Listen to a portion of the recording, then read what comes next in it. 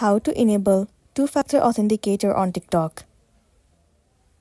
It's a very simple and a quick process, so let's jump into the video. First thing first, make sure that your application TikTok is up to date. Once you have the latest version, open the application TikTok, enter the login credential and make sure that you are logged into your account that you want to enable the two-factor authentication. Once you are in here, move into your profile at the bottom right corner of the screen. Tap on this three horizontal line at the top right and then move into Settings and Privacy. Inside Settings and Privacy, head over to Security and Permissions. In this page, the option of two-step verification will be visible to you. Click on it. Right now, the two-step verification is turned off. In order to enable, you have to select any two methods from here. Let me select the first and the second one.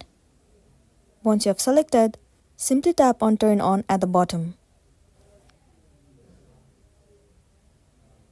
Now once again you have to click on Add at the bottom. And there you go, your two-step verification or the two-step authentication has been enabled successfully.